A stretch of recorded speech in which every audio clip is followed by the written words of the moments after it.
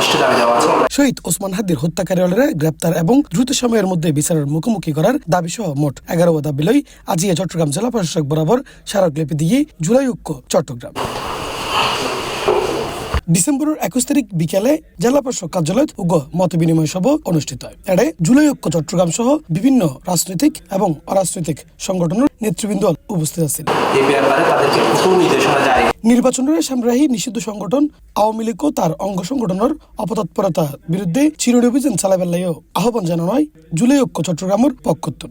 চট্টগ্রাম শহরব্যাপী নানা ধরনের অরাজকতা সন্ত্রাস শুরু হয়েছে, যার পরিপ্রেক্ষিতে আমরা আজকে জেলা প্রশাসক বরাবর আসছি কিছু গুরুত্বপূর্ণ দাবি দেওয়া নিয়ে। আমাদের আজকে দাবি দেওয়ার মধ্যে এক নম্বর ছিল যে আমরা জেলা প্রশাসকের মাধ্যমে আমরা সরকারের কাছে দাবি জানিয়েছি শহীদ ওসমান হাদি ভাই যারা হত্যাকারী আছে যে কোনো মূল্যে তাদেরকে দেশের ভিতরে থাকুক বা দেশের বাইরে হোক তাদেরকে যে কোনো মূল্যে এনে অ্যারেস্ট করে বিচার নিশ্চিত করতে হবে, এটা আমাদের দাবি ছিল। দ্বিতীয় নম্বর আমাদের দাবি ছিল যে আওয়ামী সন্ত্রাসীরা এবং তাদের যারা সহযোগী আছে তাদের যে অবৈধ তৎপরতা সেটা বন্ধে জেলা প্রশাসককে অবশ্যই দ্রুত পদক্ষেপ নিতে হবে। আমাদের তৃতীয় যে দাবিটা ছিল যে নির্বাচনকে সামনে রেখে যুবলীগ সন্ত্রাসী, আওয়ামী লীগ, ছাত্রলীগ যারা সন্ত্রাসীরা আছেন তারা জড়ো হচ্ছেন, তারা অরাজকতা তৈরির জন্য চেষ্টা চালাচ্ছেন। অতি শীঘ্রই তাদের অঙ্গ সংগঠনগুলোর যে অপতৎপরতার বিরুদ্ধে চিরুনি অভিযান পরিচালনা করতে হবে এবং এই অভিযান শুধুমাত্র একটা নির্দিষ্ট সময় নয় বরং এটা অব্যাহত রাখতে হবে নির্বাচন পর্যন্ত। আমরা আজকে দাবি জানিয়েছি অসংখ্য আওয়ামী সন্ত্রাসীরা যাদের দেশের ভিতরে থেকে জুলাই যোদ্ধাদেরকে হুমকি দিচ্ছে প্রকাশ্য, বিশেষ করে চট্টগ্রামের ওয়ান অফ দ্য গডফাদার যাকে বলা হয় সন্ত্রাসের যে নুরুল আজম রনি, সে সরাসরি আমাদের জুলাই যোদ্ধাদের অসংখ্য জনকে নানাভাবে ফেসবুকে প্রকাশ্য হুমকি দিচ্ছে। তার অনুসারীরা এখানে আছে, তারাও ফেসবুকে লেখালেখি করতেছে। অন্ততপক্ষে দেশের অভ্যন্তরে যারা ফেসবুক চালিয়ে যারা ওপেন থ্রেড দেয় তাদেরকে দ্রুত গ্রেপ্তার করতে হবে। জুলাই গণঅভ্যুত্থানে যারা সম্মুখদারের যুদ্ধ ছিল এবং যারা জুলাই যুদ্ধ ছিল আহত শহীদ পরিবার আছে, অবশ্যই তাদেরকে নিরাপত্তা নিয়ে সরকারকে ভাবতে হবে, এটা আমরা জেলা প্রশাসক বরাবর জানিয়েছি। এরপর আমাদের 6 নম্বর দাবি ছিল যে কি হুমকি, হামলা, চাঁদাবাজি এবং সন্ত্রাসী কর্মকাণ্ডে জড়িত দল মতের বাইরে অনেক সন্ত্রাসীরা আছে যারা নেতৃত্ব দিচ্ছে। আমরা ইতিমধ্যে এগুলো দেখেছি, তারা এই সন্ত্রাসীরা দ্রুত জামিন পেয়ে যাচ্ছে।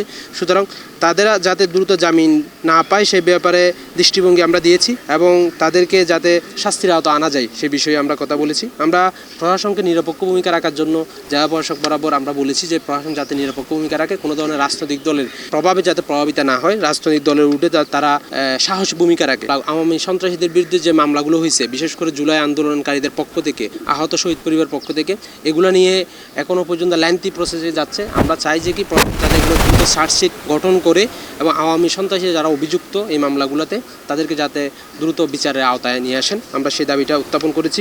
এরপর আওয়ামী সরকারের আমলে অনেকগুলো মামলা হয়েছে, আওয়ামী সরকারের আমলে প্রহসনমূলক মামলা যেগুলোতে আমাদের অনেক জুলাই যোদ্ধারা আছেন যারা বিভিন্ন রাজনৈতিক দলের সাথে যুক্ত, অনেকে রাজনৈতিক দলের বাইরে। সুতরাং আমরা চাই যে এই রাজনৈতিক প্রহসনমূলক মামলাগুলো যাতে দ্রুত নিষ্পত্তি করে সরকার, এটা অন্যতম দাবি। আমাদের 10 নম্বর দাবি ছিল যে কি অনেক দুর্দর্শ সন্ত্রাসী যারা হত্যা মামলা আসামি, যারা কিভাবে কোন মাধ্যমে কোন বিচারকদের অধীনে তারা এত দ্রুত জামিন পেয়ে যায়। একটা হত্যা মামলায় তারা 2 মাসের মধ্যে জামিন পেয়ে যাচ্ছে, 1 মাসের মধ্যে জামিন পেয়ে যাচ্ছে।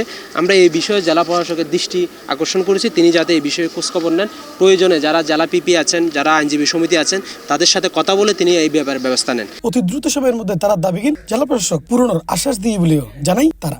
এবং সর্বশেষ তারা চাই জনগণের নিরাপত্তা ও শান্তি রক্ষায় নিয়মিত মনিটরিং এবং ভ্রাম্যমাণ টহল যেতে আরো জোরদার হয়। নিরাপত্তা নিশ্চিতকরণ এবং সার্বিক আইন শৃঙ্খলা নিরাপত্তার নিয়ন্ত্রণের জন্য প্রয়োজনীয় ব্যবস্থা গ্রহণ প্রসঙ্গে আমরা আজকে জেলা প্রশাসক বরাবর স্মারকলিপি প্রদান করেছি এবং জেলা প্রশাসক মহোদয় আমাদেরকে সে ব্যাপারে আশ্বস্ত করেছেন। ইফতেখার নিতিশন, C+ চট্টগ্রাম।